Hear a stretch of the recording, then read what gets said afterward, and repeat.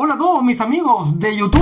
Bienvenidos una vez más a tu canal. Metanoia. Sin metanoia. Hoy hablaremos de la ciencia. ¿Es la Biblia incompatible con la ciencia? Debemos considerar que la ciencia no nace en el pensamiento de un ser humano en específico. La ciencia no es el resultado de la mente humana. La ciencia no nació en un laboratorio, ni depende de un método. Antes de los telescopios y de las ecuaciones, hubo un árbol plantado por Dios, el árbol de la ciencia. Del bien y del mal. Y en este video nos vamos a hacer la pregunta que a veces incomoda. ¿Se puede hablar de Dios y de ciencia en la misma conversación?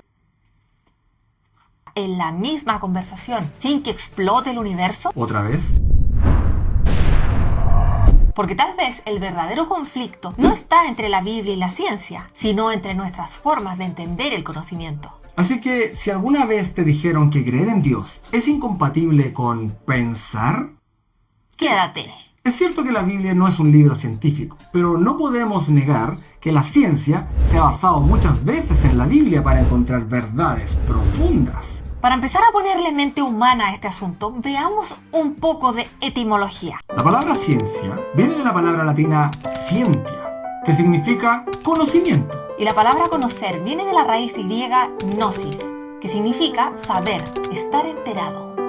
Una curiosidad, el término idiota es lo opuesto a conocer. Viene de la raíz griega de estar privado. Es una persona que no participa en la vida pública. Por lo tanto, no se entera de lo que pasa afuera. Es bueno enterarse de lo que pasa afuera de tu mente. Bueno, sigamos. En las escrituras aparece por primera vez el término ciencia en Génesis 2:9, cuando Dios plantó un árbol que se llamó el árbol de la ciencia. Acá, el término en hebreo es da'at, lo cual también deriva en lo mismo, ciencia, conocimiento, en el buen sentido de la palabra. Entonces, ¿de qué estamos hablando? Para ir a nuestro objetivo, vamos a dejar de lado la religión como tal y nos centraremos en las escrituras, en la Biblia, como objeto de análisis crítico. Si nos vamos a las escrituras, podemos ver que en toda la Biblia se nos llama, se nos insta a ser sabios, nos incita a buscar la sabiduría y la inteligencia. La palabra saber viene del latín y va un poco más allá. Significa tener la capacidad de discernir, es tener inteligencia. Ser sabios. La primera vez que aparece este concepto que atañe directamente al ser humano en las escrituras es en Éxodo 31 y está hablando del momento en que a Moisés se le ordena construir el arca del pacto. Y necesitaba de un ingeniero que entendiera de arquitectura y además fuera artista. ¿Dónde encontrar a alguien con estos dotes? Sobre todo en esa época. Fácil, versículo 3. Y lo he llenado del Espíritu de Dios en sabiduría, en inteligencia, en ciencia y en todo arte. ¿Y para qué? Para inventar diseños, para trabajar en oro, en plata, en bronce. En definitiva, toda ciencia es dada por Dios para que el hombre pueda desenvolverse en un mundo lleno de misterios por descubrir. ¿Y qué está haciendo el ser humano? Lo usa. Bien ahí. Usa estos dotes. Descubre cosas nuevas. Y dice, Dios no existe. Muy bonito. La ciencia como don de Dios, obvio que no está en contra de las escrituras, todo lo contrario, es Dios que nos impulsa a cada vez ser más sabios e interesarnos por entender la creación en su plenitud. La naturaleza, el cosmos, la tierra y nosotros mismos. Es como un niño con un globo, está feliz con su globo. Es la envidia de todos los niños, pero se olvida quién se lo compró. No entiende de dónde salió el dinero que lo obtuvo. Poco le interesa el esfuerzo de un padre por entregárselo. Hasta que se le revienta en la cara. Adquiere sabiduría, dice Proverbios 4. Adquiere inteligencia. No te olvides ni te apartes de las razones de mi boca. No las dejes y ella te guardará. Ámala y te conservará. Sabiduría ante todo. Adquiere sabiduría, hombre. Y sobre todas tus posesiones, adquiere inteligencia. Dios sabe que con sabiduría seremos dichosos. Proverbios 3:13, bienaventurado el hombre que haya sabiduría. ¿Pero de dónde podemos obtener esta sabiduría? ¿De la educación? ¿Del colegio? ¿De Harvard? Hoy vivimos en una era donde el conocimiento se acumula como libros en una estantería. Pero adivina, la sabiduría no se imprime. La educación no da sabiduría ni moral. Si bien estudiar es correcto, es un proceso hermoso, la universidad es solo una fuente dispensadora de información, la cual evalúa si aprendiste los conceptos enseñados. No le interesa si lo aplicas.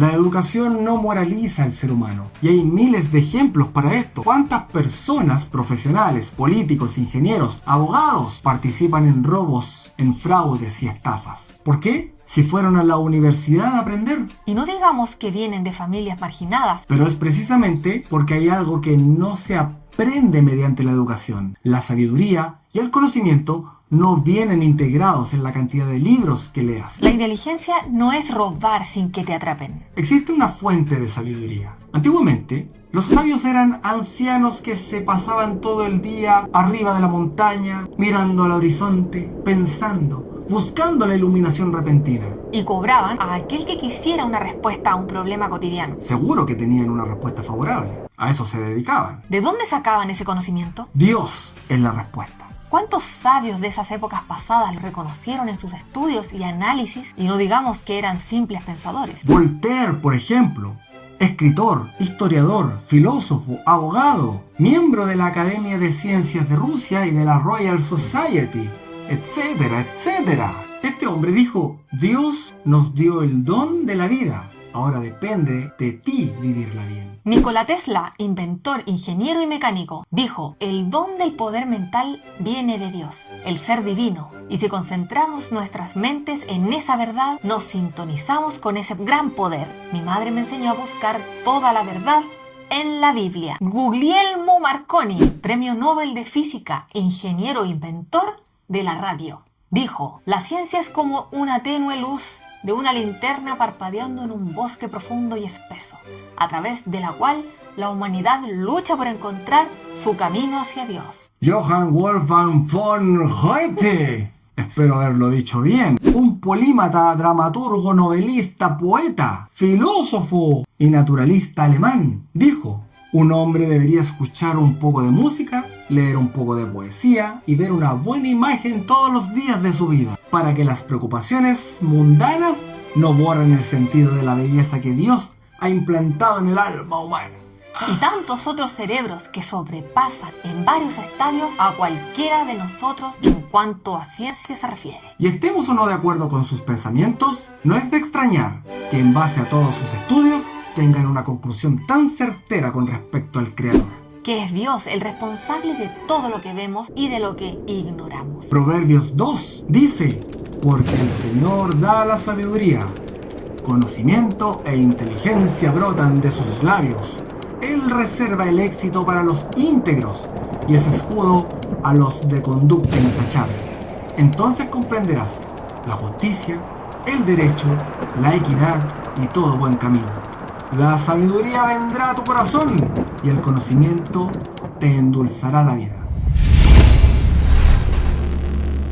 Lo que el ser humano llama ciencia comenzó hace no más de 500 años, lo que se conoce como revolución científica, en los siglos XVI y XVII.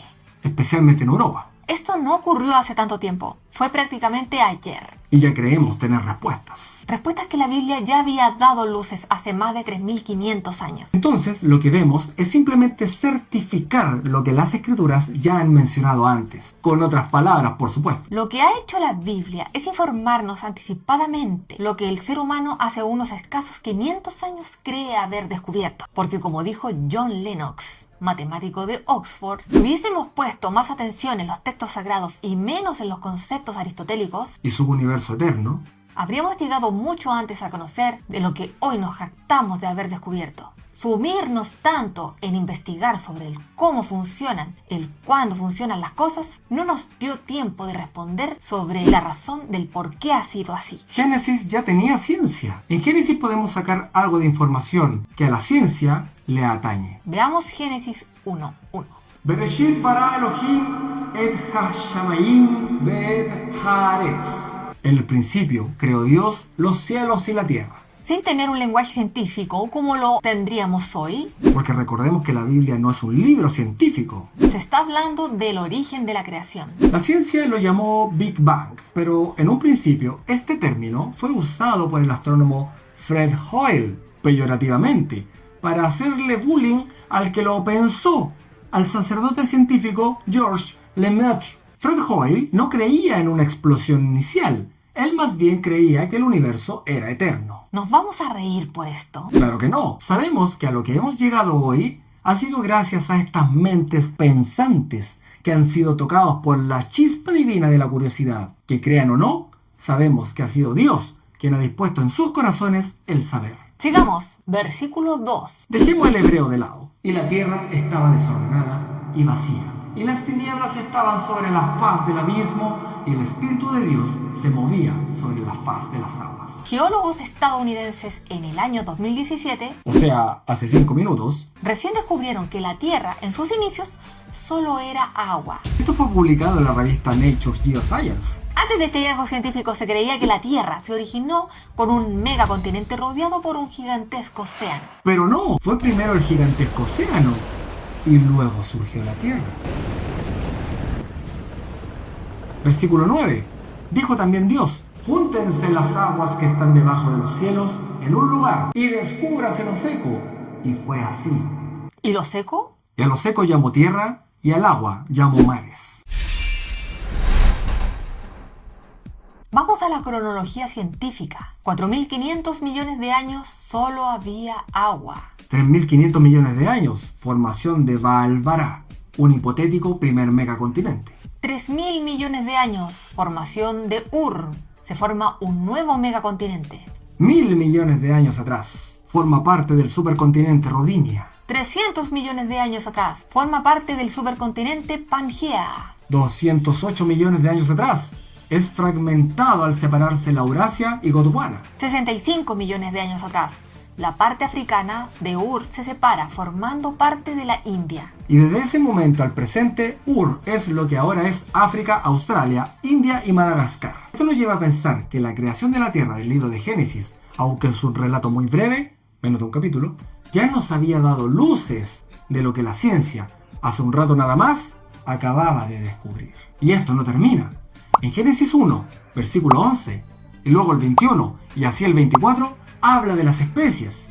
Primero las plantas, luego los peces, después los animales terrestres. Les ordena dar semillas, multiplicar y fructificar, cada uno según su especie y su género. De no ser así, las locas ideas de Darwin serían ley y no una vana teoría. Lo que el relato bíblico define es que desde un principio las especies fueron especies, y lo que Darwin quiso decir es la adaptación de la especie según su entorno, lo que es algo ligeramente distinto. Lo que tratamos de decir es que el caballo, pese a las modificaciones que ha tenido en el tiempo, siempre ha sido caballo y no otra cosa. La tortuga siempre fue tortuga, del tamaño que quiera, pero tortuga y no mariposa. Y sigue. En el principio Dios le dice a los primeros humanos: mijo, póngale nombre a los animales. Génesis 2:19. Eso se llama taxonomía, nombrar especies y clasificarlas. Hay ciencia en las escrituras sin ser un libro científico. A nadie se le enseña matemáticas o físicas con la Biblia. Pero basado en la información que manejas científicamente, ahora puedes discernir, sacar conclusiones y eso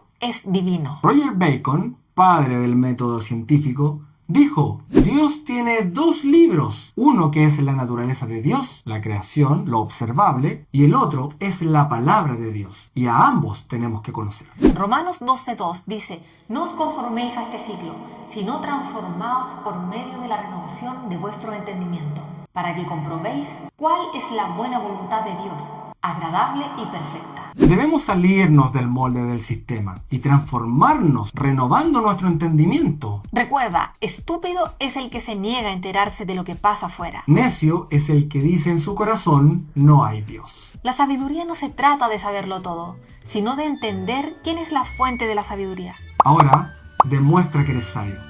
Suscríbete Comparte. y acompáñanos en esta búsqueda que no se detiene.